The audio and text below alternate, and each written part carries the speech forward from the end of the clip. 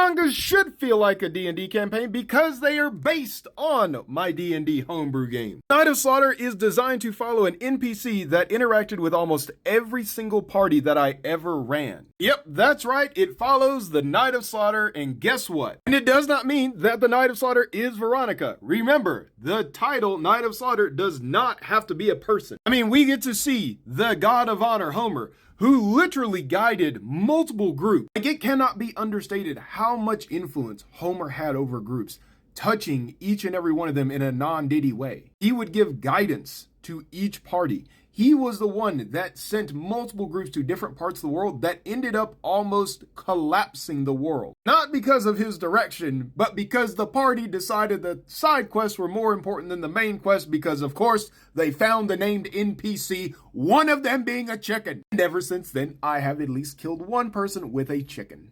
Like, just to make sure that it didn't feel like a run-of-the-mill fantasy story, I remade every single D&D class from the ground up.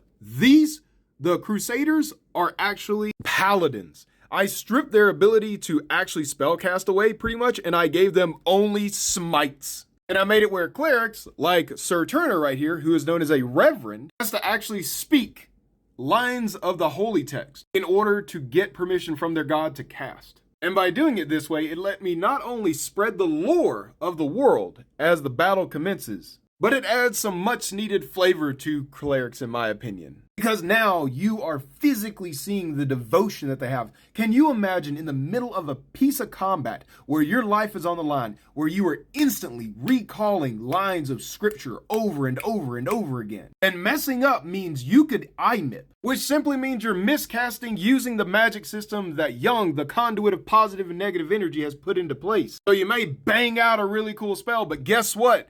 Afterward, you gone bye-bye. Oh, and speaking of magic systems, I have revamped it to give it an overarching magic system that then everything from warlocks to reverends to sorcerers to magicians to Narvi, which are monks, all use a subsystem, so they each get their own unique way of playing with that overarching system. So it gives all the old classes like a really interesting twist. Like our flash-banging goat himself, Ludo. He's a magician, and he charges his cards with magic that have already basically been pre-programmed with certain spells in them. But while he's limited to the cards that are in his hand, he can charge them once a day and use them in combination with each other to get really cool effects. And whenever I get the chance, you better bet I'm gonna pull a funny from the D&D table, like rogues love stealing party favors, and orcs are endowed with a lot of orcish energy. I mean, to be fair, in the mating manual, orcs have shown that they are 25% larger in girth and length than their human counterparts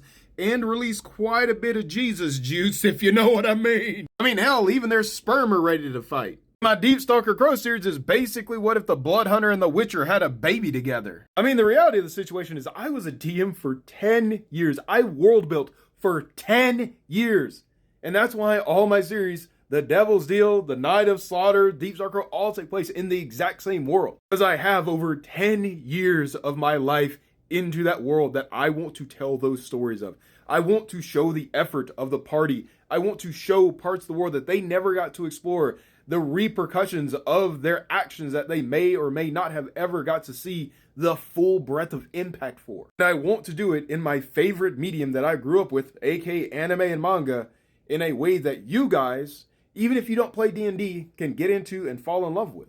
And I am so confident that you will love my stories, that I put them out there literally for free for you. I only ever paywall the last chapter of each book. So you can go from 8, if you ain't got the $3 for the digital version, you can go right into 10 until you do. And I just dropped chapter 16 of The Night of Slaughter last night. It will be going free starting next week.